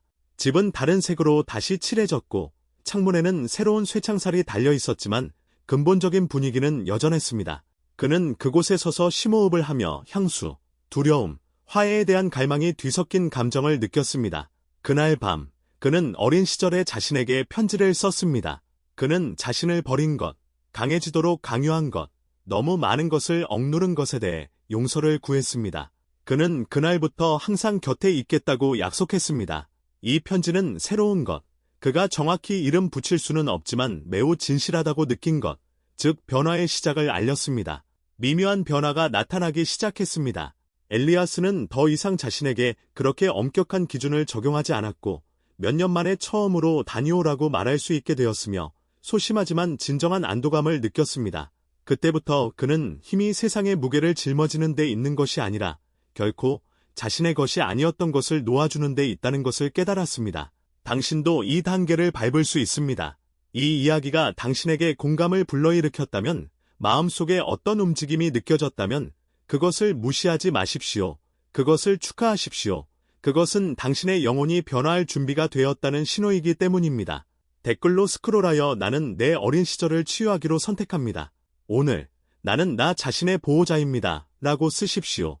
이 문구가 당신의 시작, 더 가볍고 진실하게 살겠다는 당신의 의식적인 결정이 되도록 하십시오. 당신은 이 여정에서 혼자가 아니며 세상이 침묵할지라도 자신에게 귀 기울이기로 선택할 때 가장 큰 변화가 시작된다는 것을 기억하십시오. 그는 즉시 메시지에 응답하는 것을 그만두고 아침에 명상을 시작하고 부드러운 담요를 구입했으며 매일 밤 잠자리에 들기 전에 가슴에 손을 얹고 나는 너와 함께 있어 어린 엘리아스라고 조용히 반복했습니다. 그것은 단순한 몸짓이었지만 심오한 의미로 가득 차 있었습니다. 점차 그의 꿈이 변하기 시작했습니다. 숲은 더 이상 그렇게 어둡지 않았고 아이는 더 이상 도망치지 않았으며 때로는 그를 바라보기도 했습니다. 호기심에 이끌려 그들은 가장 생생한 꿈 중 하나를 함께 여행하며 침묵을 지키며 나란히 걸었습니다. 깨어날 때면 그는 몇 년 동안 느끼지 못했던 평화를 경험했습니다. 그의 치료사는 그의 진전을 확인하며 그가 자신의 여러 측면을 통합하고 있다고 언급했지만 치유 과정이 항상 상승하는 것은 아니라고 강조했습니다. 좌절로 가득 찬 날들, 높아진 감수성 때문에 자신을 혐오하는 순간들, 모든 것을 의심하며 차 안에서 홀로 울고 있는 자신이 어리석다고 느끼는 순간들이 있었습니다. 그러나 중요한 변화가 일어났습니다. 그는 더 이상 이러한 힘든 날들로부터 도망치지 않았습니다. 대신 그는 이러한 감정들에 맞서는 것이 치유 과정의 필수적이라는 것을 이해하면서 그 날들을 완전히 경험하며 헤쳐나갔습니다. 바닥을 쳐서 자신의 뿌리를 다시 발견하는 것이었습니다. 그가 갈망했던 용서는 말로 표현되지 않았습니다. 비가 오는 오후, 그는 어머니로부터 전화를 받았습니다. 그들이 진정으로 의미 있는 대화를 나눈 지는 몇 년이 되었습니다. 그녀는 그를 방문해도 되는지 물었습니다. 그녀가 도착했을 때 엘리아스는 어머니가 얼마나 늙었는지 알아차렸습니다. 그의 어린 시절의 차갑고 냉담한 여인은 사라지고 연약한 목소리를 가진 지친 노인이 대신했습니다. 그들은 잠시 동안 이야기를 나누었고 그러자 그녀가 말했습니다. 필요한 것을 제대로 드리지 못했다면 부디 용서하십시오. 엘리아스는 아무런 대답 없이 그녀를 바라보았고 그 순간 그는 용서가 항상 말로 표현되는 것은 아니라는 것을 깨달았습니다. 그 방문 이후 그는 일기에 이렇게 적었습니다. 과거가 변할 필요는 없어. 과거에 갇혀 사는 것을 멈추기만 하면 돼. 이 문구는 그의 좌우명이 되었습니다. 그는 무너질 것 같은 기분이 들 때마다 이 말을 조용히 되뇌었고 그의 내면 어딘가가 재정렬되는 것을 느꼈습니다. 융의 말처럼 상처는 빛이 들어오는 통로가 될 수 있었습니다. 완벽할 필요 없는 사랑은 곧 나타났습니다. 이상적인 로맨스는 아니었지만 이전과는 달랐습니다. 처음으로 엘리아스는 잘 보이려고 애쓰거나 맞추려 하거나 자신의 감수성을 숨기려 하지 않았습니다. 그는 상대방에게 자신이 치유 과정 중에 있다는 것을 처음부터 말했고 그 사람은 도망가지 않았습니다. 그들은 그저 존중하는 태도로 그의 이야기를 들어주고 따뜻한 눈빛으로 그를 바라보았습니다. 그 관계는 그를 완성시키기 위한 것이 아니라 그를 동행하기 위한 것이었고 그것은 그 어떤 동화보다 더 가치 있었습니다. 융과의 만남은 어느 날 밤 유행하는 거리를 걷다가 우연히 일어났습니다. 그는 서점을 지나가다가 안으로 들어가고 싶은 충동을 느꼈습니다. 그는 칼 융의 긴강과 상징이라는 책을 무작위로 집어들었습니다. 그는 책을 펼쳤고 그 페이지에는 고독은 주변에 사람이 없어서 생기는 것이 아니라 당신에게 중요하게 느껴지는 것을 소통할 수 없기 때문에 생기는 것이다. 라고 적혀 있었습니다. 그는 목이 메었습니다. 그는 그 책을 사서 일주일 만에 전부 읽었고 자신이 올바른 길을 가고 있다는 것을 확신했습니다. 상담 세션에서 그의 치료사는 이렇게 말했습니다. 당신은 상처 입은 아이처럼 행동하는 것을 멈추고 그 아이가 필요로 했던 어른이 되기 시작했어요. 이 말은 그에게 큰 영향을 미쳤습니다. 처음으로 그는 자신이 단지 자신만을 위해 치유하고 있는 것이 아니라는 것을 깨달았습니다. 그는 자신의 감정적 혈통 전체를 위한 새로운 삶의 방식을 구축하고 치유를 전수하고 있었습니다. 엘리아스는 다른 사람들에게 자신의 과정을 공유하기 시작했습니다. 가르치기 위해서가 아니라 자신의 경험을 이야기하기 위해서였습니다.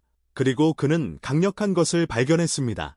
당신이 용납하는 마음으로 당신의 상처를 드러낼 때 다른 사람들도 치유되기 시작한다는 것을요. 그의 진심은 집단적인 침묵의 사슬을 끊는 것처럼 보였습니다. 융은 자기 자신과의 만남은 주변 사람들을 변화시킨다고 말했고, 엘리아스는 그것이 일어나는 것을 목격하고 있었습니다. 그것은 더 이상 단지 상처를 닫는 것에 관한 것이 아니라 새로운 길을 여는 것에 관한 것이었습니다. 고통이 적이 아니라 안내자가 되는 길, 과거가 감옥이 아니라 다리가 되는 길, 상처 입은 아이가 더 이상 숨을 필요 없이 놀고, 창조하고, 살고, 사랑할 수 있는 길이었습니다. 여정, 즉 비선형적인 치유 과정. 엘리아스의 여정은 솔직하고 화려한 이야기가 아니었습니다. 그것은 취약성, 혼돈의 순간들로 특징 지어지지만 진정성에 기반을 둔 매우 인간적인 경험이었습니다. 바로 이 무질서 속에서 빛이 나타나기 시작했습니다. 융이 분명히 밝혔듯이 고통을 만나지 않고서는 의식의 각성은 없습니다. 첫 번째 단계는 넘쳐오르는 감정적 증상을 인정하는 것이었습니다. 직장에서 겪은 위기는 방아쇠 역할을 했습니다. 우리는 종종 우리의 고통이 외부 요인에서 비롯된다고 추정하지만 외부 세계는 단지 이미 내부에 있는 것을 활성화할 뿐입니다. 엘리아스는 그의 상관으로부터의 부당한 비난 때문에 완전히 무너진 것이 아니라 그것이 치유되지 않은 감정적 기억, 즉 버려짐, 무존재감, 무력감의 감정을 다시 불러일으켰기 때문입니다. 이 만남은 그를 복잡한 상황에 직면하게 했고 그 결과 엘리아스가 경험한 마비는 융심리학에서 흔히 설명되는 현상입니다. 융은 현재의 사건이 억압된 감정과 믿음을 자극할 때 복합체가 나타난다고 언급했습니다. 엘리아스는 다음과 같이 반응하지 않았습니다. 37살의 성인이었지만 자신을 방어하는 방법을 모르는 당황한 아이와 같았습니다. 다시 태어나는 길은 수용에 있으며 치료를 시작하는 것은 새로운 개인적 탐구의 시작을 의미했습니다.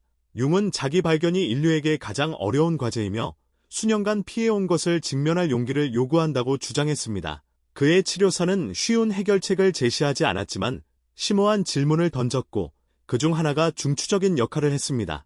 언제부터 울음을 멈추셨나요? 이 질문은 단순한 시적 표현이 아니라 진단학적으로 관련이 있습니다. 많은 사람들이 치유되었기 때문에 우는 것을 멈추는 것이 아니라 감정적으로 자신을 마비시키는 법을 배웠기 때문입니다. 고통과의 단절은 필연적으로 즐거움, 사랑, 진정한 기쁨과의 단절을 의미합니다.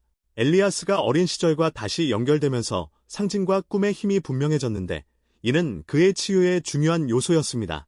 융은 모든 성인 안에 우리 자신의 가장 순수한 본질을 지닌 아이가 있다고 믿었습니다. 엘리아스는 이 내면의 아이에게 편지를 쓰고 꿈을 꾸고 시각화하기 시작했습니다. 점차적으로 한때 숲으로 도망갔던 아이가 그의 곁을 걷기 시작했습니다. 꿈은 심오한 의미를 지니고 있었고 도망치는 아이는 통합되지 않은 자기 모습인 그림자를 나타냅니다.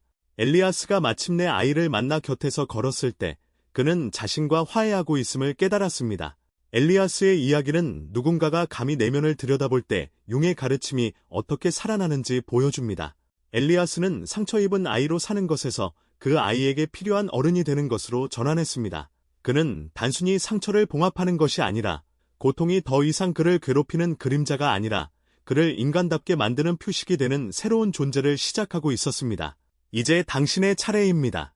이 이야기가 당신에게 와 닿았다면 댓글에 오늘 내 어린 시절을 치유하기로 선택합니다. 나는 나 자신의 보호자입니다. 라고 선언하십시오. 영혼을 탐구하고 상처를 힘으로 바꾸고 더 큰 진실과 깊이로 살아가는 법을 배우면서 함께 계속 나아갑시다. 진정한 자유는 고통을 피하는 것이 아니라 용기와 자각으로 고통을 헤쳐나가는 것입니다. 당신은 망가지지 않았습니다. 당신은 깨어나고 있으며 그것이 당신의 힘입니다. 아이가 도망치는 꿈에서 아이가 곁에서 걷는 꿈으로 엘리아스의 꿈이 진화한 것은 그의 무의식이 치유되기 시작했다는 분명한 증거입니다. 융은 꿈을 의식이 아직 통합하지 못한 것을 표현하는 상징으로 보았습니다. 숲속에서 아이와 함께 걷는 행위는 단순한 꿈의 이미지가 아니라 내면의 화해의 신호입니다. 그의 내면의 아이에게 편지를 쓰는 것은 매우 회복적인 행위였습니다. 치료에서 이 운동은 내면 대화 제약육구로 알려져 있습니다. 웅변적으로 글을 쓰거나 올바른 단어를 선택하는 것이 아니라 영혼의 깊이에서 말하는 것입니다. 어린 시절에 가해진 침묵을 깨고 아이에게 결코 갖지 못했던 것, 즉 존재, 경청, 무조건적인 사랑을 주기 시작하는 방법입니다. 엘리아스는 자신을 느끼게 했을 뿐만 아니라 수십 년 동안 갇혀 있던 것을 말로 표현하게 했습니다. 작은 변화, 큰 변화. 엘리아스의 일상생활에서의 작은 조정, 즉 거절하고, 휴식을 취하고, 혼자 시간을 보내고, 서두르는 것을 멈추는 것은 치유가 중요한 사건 중에만 일어나는 것이 아니라 일상의 세부 사항에서도 일어난다는 증거입니다. 융은 개성화 육성을 점진적, 진보적, 그리고 매우 개인적인 길로 이야기했습니다. 당신의 내면의 진실을 존중하는 모든 행동은 통합을 향한 발걸음입니다. 엘리아스가 자신의 몸에 살기 시작했을 때 부드러운 담요를 사고 가슴을 만지고 자신을 껴안는 이러한 겉보기에 사소한 몸짓은 그의 신경계와 무의식에 엄청난 영향을 미쳤습니다. 몸은 처리되지 않은 감정을 저장하고 당신이 그것을 부드러움으로 채우기 시작하면 당신 안에 무언가가 경계태세를 유지하십시오. 엘리아스가 겪었던 치유의 소용돌이, 즉 재발은 자연스러운 현상입니다. 치유는 직선이 아니라 소용돌이와 같습니다. 발전하는 날도 있고 퇴보하는 날도 있습니다. 중요한 것은 스스로를 판단하지 않는 것입니다. 융은 그림자가 새로운 차원에서 통합되기 위해 주기적으로 돌아온다고 가르쳤습니다. 고통이 다시 나타난다고 해서 실패를 의미하는 것이 아니라 도망치지 않고 감정을 느끼도록 허용하면서 당신의 과정이 깊어지고 있음을 의미합니다. 내면에서 비롯되는 용서.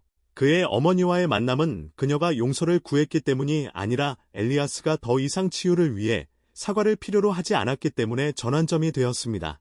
융은 용서가 항상 상대방에게서 오는 것이 아니라 배상을 요구하는 것을 멈추고 자신과의 화해를 시작할 때 당신 안에서 일어난다고 말했습니다. 평화는 외부의 인정과는 독립적으로 내면적인 것이 됩니다. 진실에서 비롯되는 사랑. 그가 시작한 사랑스러운 관계는 새로운 연결 패턴을 나타냈습니다. 엘리아스는 구원자나 구원할 사람을 찾는 것을 멈췄습니다. 처음으로 그는 처음부터 자신의 취약한 모습을 드러내기 시작했고 이것은 그의 가장 큰 감정적 성숙의 증거였습니다. 허무함이 아닌 진실에서 사랑하는 것은 자아가 더 이상 지배하지 않고 자기 자신이 이끌기 시작한다는 신호입니다. 상징의 힘, 그가 우연히 발견한 책 또한 치료 과정의 일부입니다. 융은 영혼이 준비되면 상징이 나타난다고 가르쳤습니다. 그 특정 페이지는 단순한 우연이 아니라 그의 변화를 반영한 것이었습니다. 융 심리 치료에서 삶은 또한 표지판, 만남, 우연한 문구를 통해 말합니다. 치료는 상담에만 국한되지 않고 당신을 지명하는 모든 단어, 당신이 올바른 길을 가고 있다고 알려주는 모든 메시지에서 일어납니다. 무의식으로 가는 다리로서의 글쓰기. 엘리아스의 일기는 감정적인 그릇이 되었습니다. 융은 의식과 무의식 사이의 다리를 잇는 것처럼 필터 없이, 수정 없이, 판단 없이 자신이 느끼는 것을 쓰는 통합 도구로서 글쓰기를 권장했습니다. 엘리아스는 글을 쓸 때 치유되었을 뿐만 아니라 각 단어에서 자신을 발견했습니다. 그는 이전에 침묵했던 자신의 부분에 존재를 부여했습니다. 제이미와의 힘. 엘리아스의 치유 과정은 그의 과거를 바꾸는 것이 아니라 그것을 제이미화하는 것이었습니다. 융은 당신이 부정하는 것은 당신을 예속시키고 당신이 받아들이는 것은 당신을 변화시킨다라고 말했습니다. 엘리아스는 그의 어린 시절이 달랐어야 할 필요가 없었습니다. 그는 연민의 눈으로, 새로운 눈으로 그의 역사를 볼 필요가 있었습니다. 이러한 관점에서 과거는 감옥이 되는 것을 멈추고 숙달이 되었습니다. 엘리아스의 관계 또한 수정되었고 어떤 사람들은 멀어지는 반면 다른 사람들은 더욱 가까워졌습니다. 융은 이것이 정신 영역의 재보정이라고 밝혔습니다. 누군가가 변화를 겪으면 주변 시스템도 이동합니다. 이 절차가 때로는 불쾌할 수 있지만 새로운 버전의 사람이 개발에 필요한 공간을 확보하는 데 중요해집니다. 엘리아스의 솔직하고 꾸밈없는 개인적인 경험 공유는 매우 영향력이 있는 것으로 입증되었습니다. 이러한 개방성을 통해 그는 놀라운 발견을 했습니다. 우리의 취약점을 포용하고 드러내는 것은 다른 사람들이 자신의 이야기를 공유하도록 장려합니다. 엘리아스의 정직함이 공유된 과묵함의 패턴을 깨고 그의 과거의 상처를 대인관계 연결의 기회로 바꾸는 것 같았습니다. 엘리아스의 여정을 따르고 공유된 통찰력을 숙고한 결과 당신의 존재를 재구성할 수 있는 잠재력을 지닌 중요한 질문이 생깁니다. 당신의 내면의 아이가 갈망하는 어른을 구현하고 있습니까? 즉각적인 답변은 삼가십시오. 심호흡을 하고 내면의 자신과 연결하고 당신의 선택, 침묵의 순간, 당신이 짊어진 부담을 신중하게 고려하십시오. 당신 자신의 어떤 측면이 여전히 편안함과 수용을 추구하고 있습니까? 어떤 감정들을 회피하고 있으며 그 감정을 느끼는 강렬함을 두려워하고 있습니까? 만약 5살의 당신과 마주 앉게 된다면 어떤 말을 건네시겠습니까? 잘못을 지적하거나 즉각적인 변화를 요구하시겠습니까? 아니면 따뜻한 포옹을 건네며 고통은 끝났고 이제 당신이 곁에 있다고 안심시키시겠습니까? 그 아이는 여전히 당신의 일부이며 사라지지 않았습니다. 단지 물러서서 당신의 마음이 안전한 안식처가 되기를 기다리고 있을 뿐입니다. 당신은 자유로워질 능력이 있습니다. 현재 당신이 내리는 선택들 중 얼마나 많은 것들이 자율성이 아닌 불안감에 의해 좌우되고 있습니까? 과거 스스로를 보호할 수단이 부족했을 때 뿌리내린 행동들에 여전히 얽매여 있을 가능성이 있습니다. 하지만 이제는 그 수단들을 사용할 수 있습니다. 당신은 이해력, 능력, 그리고 자각을 갖추고 있습니다. 그러므로 묻겠습니다. 과거의 당신이 현재의 현실을 얼마나 더 오랫동안 지배하도록 내버려 두시겠습니까? 만약 엘리야의 이야기가 당신에게 공감을 불러일으키고 마음속 무언가를 자극했다면 나는 오늘 나의 어린 시절을 치유하기로 선택한다. 나는 나 스스로를 보호한다. 라는 댓글을 남겨주세요. 진정한 자유는 불편함을 피하는 것이 아니라 용기와 정직으로 맞서는 데 있다는 것을 기억하며 이 여정을 함께 계속해 나갑시다. 당신은 망가진 것이 아니라 깨어난 것이며 그곳에 당신의 힘이 있습니다. 당신은 이 힘을 인정하십니까? 아니면 고통스러운 경험만을 떠올리십니까? 다른 사람들의 인정을 받기 위해 당신의 어떤 면모를 숨기고 있습니까? 당신은 자신의 취약성을 얼마나 허용하고 있습니까? 스스로에게 울 수 있는 허락을 주십니까? 아니면 여전히 그것을 나약함의 표시로 여기십니까? 융은 우리가 반대하는 것은 지속되는 경향이 있고 우리가 포용하는 것은 변화를 겪는다고 강조했습니다. 그렇다면 당신은 오늘 무엇을 포용할 준비가 되어 있습니까? 당신의 생각 속에서 끊임없이 떠오르는 질문을 다시 정의해 보시기를 권합니다. 왜 이런 일이 나에게 일어났을까? 라고 고민하는 대신 이것이 여전히 내 안에서 어떤 목적을 수행하고 있는가? 라고 스스로에게 질문하기 시작하십시오. 불평을 질문으로, 평가를 탐구로 대체하는 것은 소크라테스 방법의 기본입니다. 공감적인 질문은 개인의 핵심, 즉 진정한 변화의 기원에서 나오는 반응을 이끌어냅니다.